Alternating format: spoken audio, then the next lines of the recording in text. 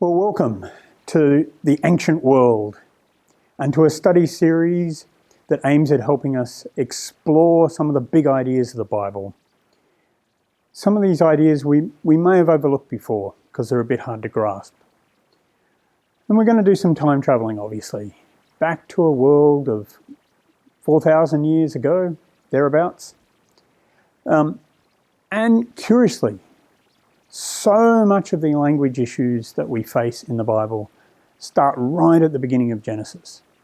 So in this series, time and time again, we'll go back to the early chapters of Genesis and look again at the text.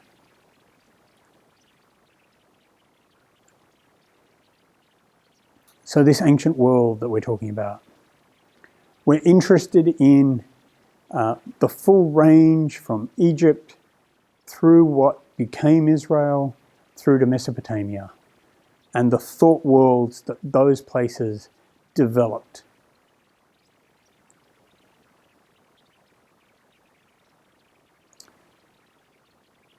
Now, hopefully we all wish to read the Bible better, but it can be hard to see the big picture for all the details. And in any case, so much of the big picture is wrapped up in images and symbolism and the way the ancients could talk about unseen realities, the gods. And also, I'm sure when you've been reading Psalms, you've been reading along and thought, what? What does that mean? And so hopefully this series will explore some of those for you and begin to help you see where some of those ideas lead you. But I don't have a theology degree, and so this is my best attempt to bring to you some of how I've begun to understand some of these imagery and symbolism and unseen realities. I've spent about 4 years reading this material, trying to piece it all together and make sense of it in my own head.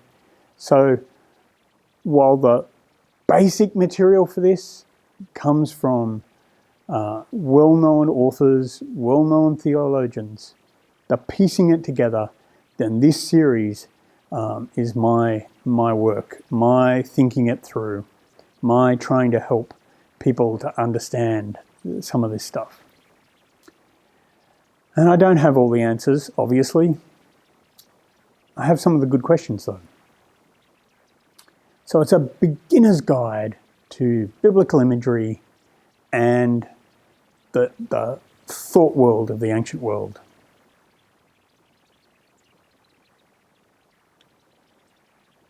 And in this talk, we'll start with language. And then, but in the rest of the series, we're going to move through who are the gods? That's the next talk. The gods dominate discussion through the Old Testament as the competitors to Yahweh and the basis of Israel's idolatry. If you've got gods, you've got temples. What were temples? What did their architecture imply? What is that all about? We don't see temples these days. We don't have a good feel for what an ancient temple was really all about. So in the talk number 3, I'm going to talk about what a temple is about. If you've got gods and you've got temples, then the next thing in the ancient world is you've got the images of gods, the representations of gods in temples. And that's talk 4. If you've got gods, temples, and images of gods, you've got a sense of sacrifice. Sacrificing to the gods, making a commitment to them. And even in the biblical picture, you've got sacrifice. What is that about? How should we begin to think about it? Not where do we end up thinking about it, but if we start with the biblical text, what is the biblical text telling us about its own time, its own world?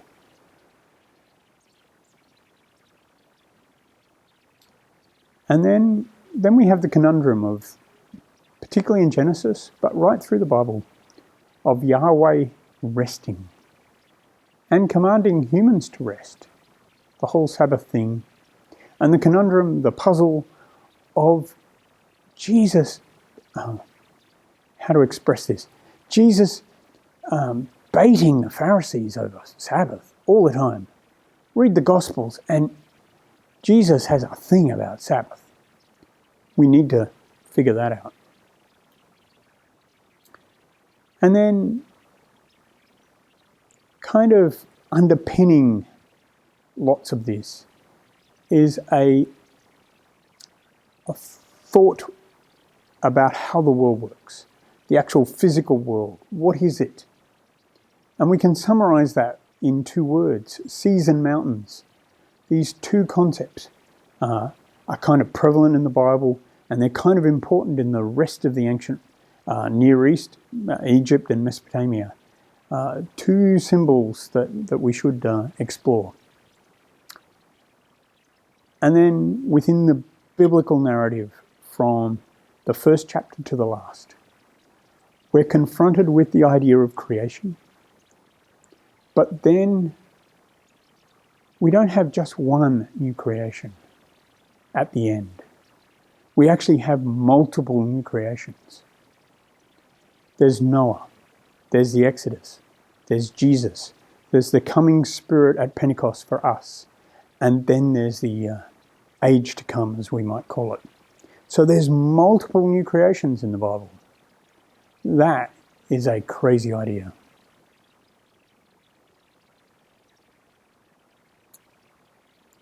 But tonight we're starting with language. Trying to understand how language works a bit, and trying to see how language in the ancient world worked in the Bible.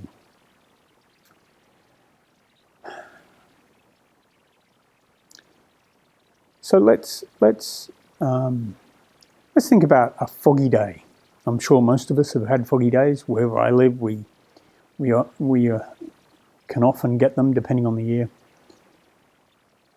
You know, you can see ideas.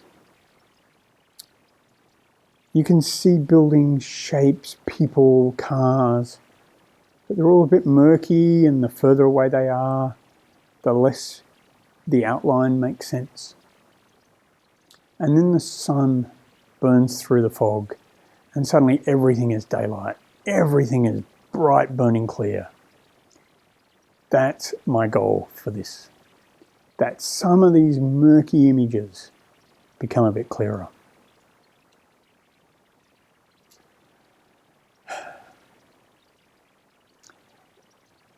But language is a problem, as I've already kind of said a number of times.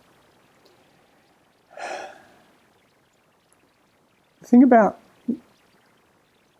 any piece of literature. You have the words on the page, and at a particular moment in time, they were created.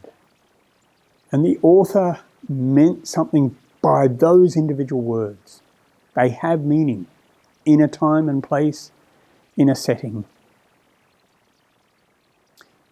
But if the work's any good,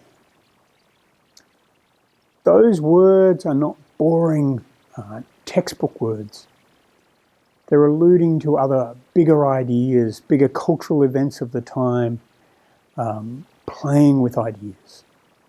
And then there's the story itself, where the author is intending to take you, the journey that you're on from beginning to the end. And so you see the text and the play of imagery, and then the story itself. All of those we have to grapple with.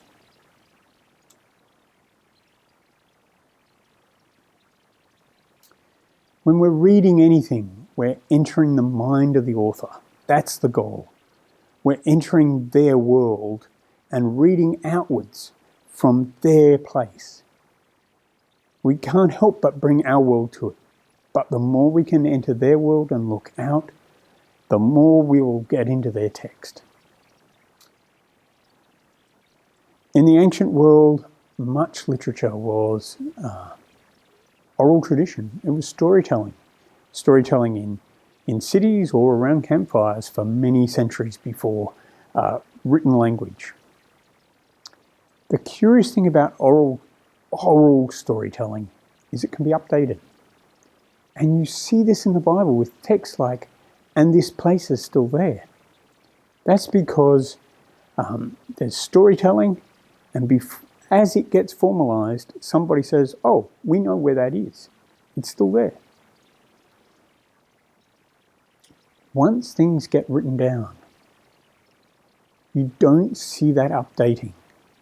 The scribes become very technical, and any change to the text, that copy gets burnt and destroyed. And we know that these scribal traditions have been able to keep text incredibly accurate for very long periods of time. What doesn't carry across time is the ideas of what those words mean. And that's the problem with language. We lose the meaning of what it meant to the author.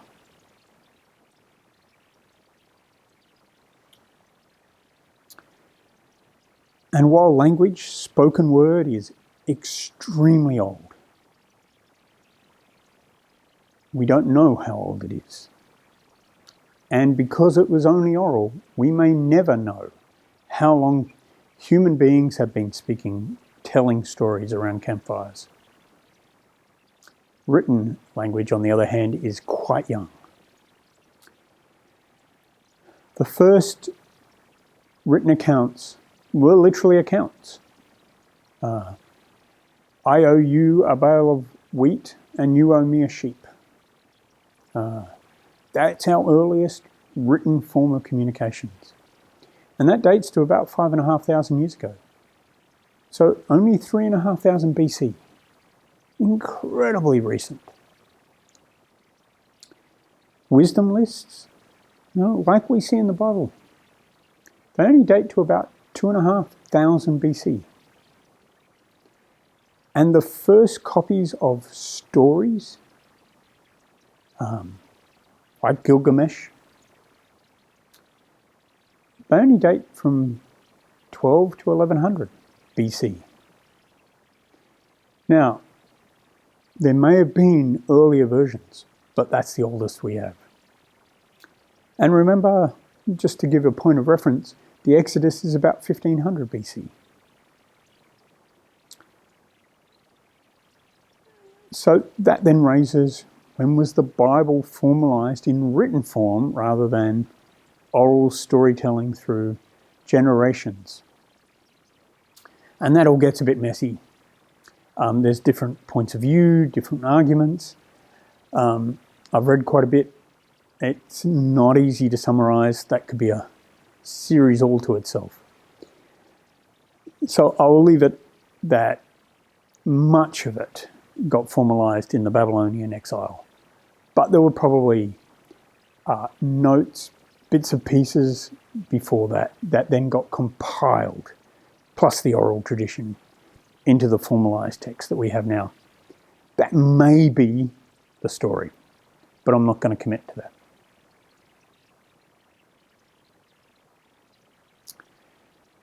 So I said there's lots of problems with language, but let's make it a bit more tangible, a bit more down to earth. I come from Australia. This gives me a particular vocabulary, particular word choice. Particularly as I grew up there and spent, considerable time even as an adult in Australia before moving here. I'm not American. I'm not Canadian. I'm not British. I'm not South African. That gives me different words, different thinking. So I'll give you a silly example. Grouse in Australia has a meaning. It means awesome. Now, here in British Columbia, Vancouver, we actually have a mountain that's called Grouse, which to me as an Australian is hilarious, that you would have a mountain called Grouse, and it's pretty awesome. So you can kind of say Grouse Mountain is grouse, which I think is pretty cool. Now, there's way more important examples than that, but that's a good starter. If we go back 200 years, 400 years, 2,000 years into the Greco-Roman world, words had different meanings. People thought about their world differently. If we go back 4,000 years, obviously things change again.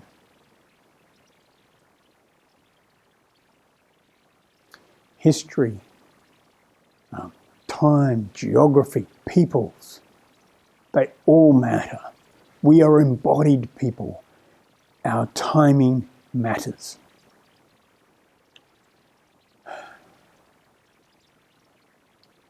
Now, you will have noticed that this series is trying to grapple with pretty much Old Testament ideas that flow through into the New Testament and carry right through to the end. The New Testament has its own set of images and symbolism and unseen realities that it talks about, because its world is different to the ancient world, to what I'm calling the ancient world, Egypt and Mesopotamia. So scholars of the New Testament, N.T. Wright, for example, are insightful there. But they're two different worlds.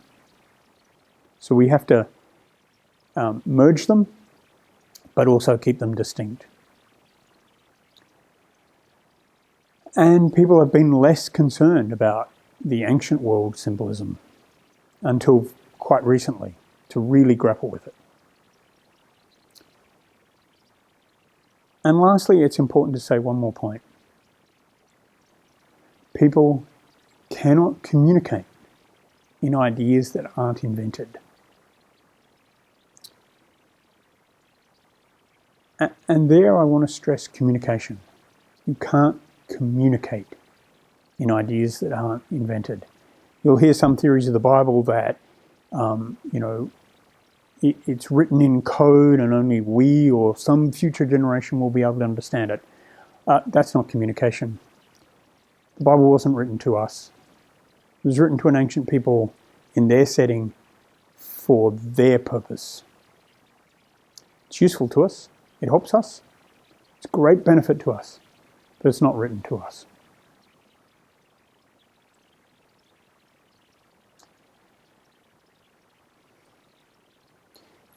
So one of the things we have to grapple with is, what do we mean by real? And here, individual words can carry this enormous weight, this enormous ideas world on their shoulders. So just one example from our world, consumerism. It's a label, academics use it, other people use it. It's the idea that our societies today, and particularly in the West, are dominated by shopping, consuming, the whole economic process.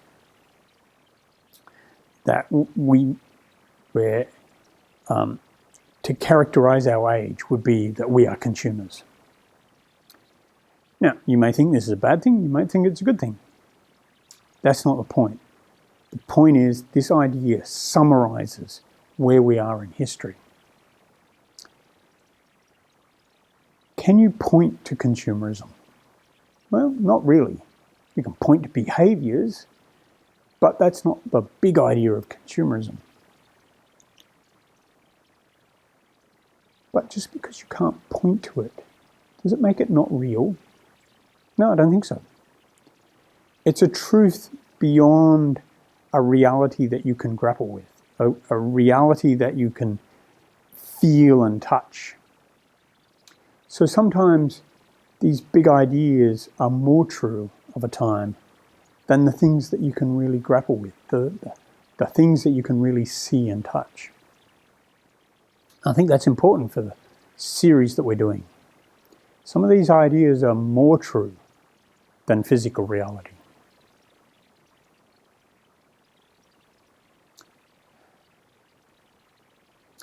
So, as I've said, the Bible is old. We need to culturally translate it. We need to move it from its world into our world so we can understand it better. Word-for-word translations are useful, but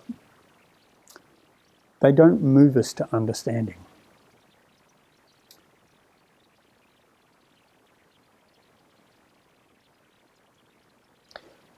So, we have lots of examples, but let's try this one for starters. Psalm 121. The Lord watches over you. The Lord is your shade at your right hand. The sun will not harm you by day, nor the moon by night. Okay. Most of us have glossed over that, going, yeah, sunburn, moonburn, yeah, don't get that. Move on to the next verse. Is it talking about sunburn? Why could the moon hurt you?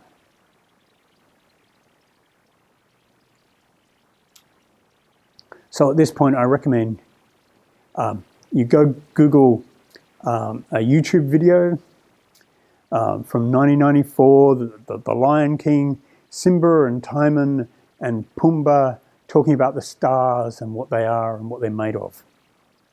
It's hilarious. But Simba basically tells the idea that the stars are dead royalty from the past, watching over them.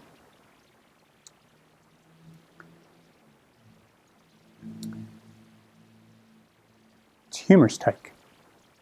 Disney couldn't bring itself to say the reality, which was that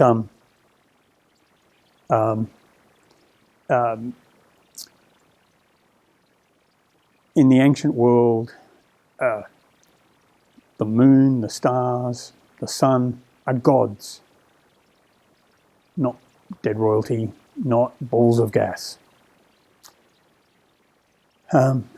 So Psalm 121, when it's saying the moon can't hurt you, it's because in the biblical world, it's a light, not a god.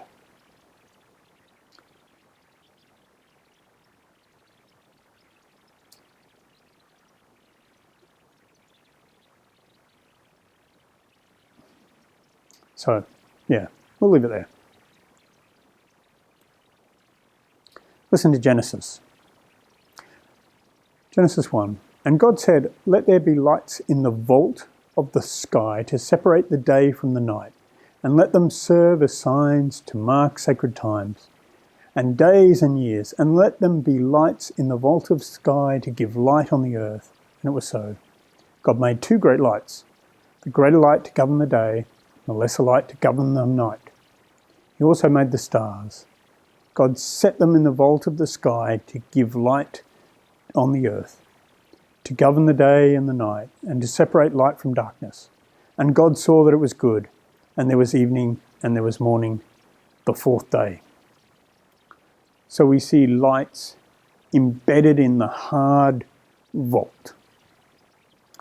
So here we see two things. One is that the cosmology of ancient people was that the sky was a hard dome over the earth. And that's kept in this version. Genesis doesn't try and explain that the universe is vast beyond scale. So it keeps their native vision of the earth, but then still transforms it by saying the lights embedded in the vault aren't gods, they're just lights. It's an interesting transformation of the thought world.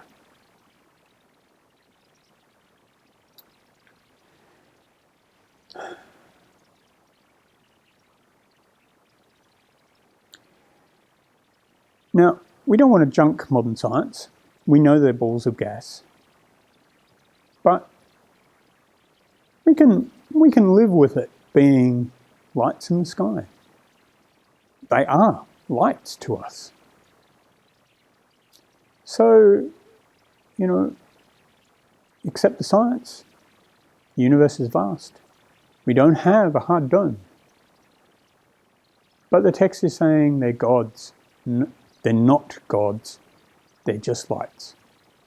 And that's actually pretty reasonable. We can live with that.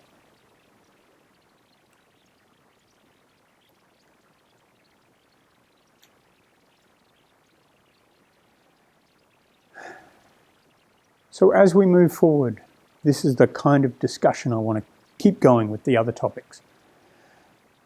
There are more images, and I want to show how the Bible transforms the ancient worldviews into a completely different way of seeing the world. Not necessarily physical reality as such, although it does do that. It doesn't give us a science, but it still transforms what we see and what we feel.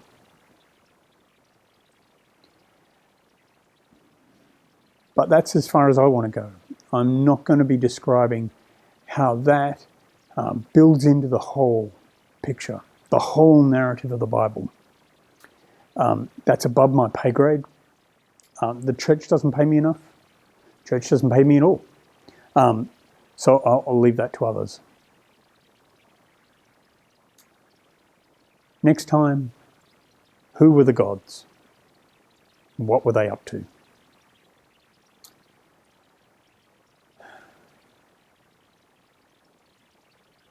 So, one last thought. How have you thought about the Bible in the past? Did you think that the Bible was a completely de novo, just new, set in concrete, new language, new ideas? Or have you thought about that it's embedded in its culture and time, but still transforming them? And we'll leave it there and we'll say, well, that's all for this time, folks.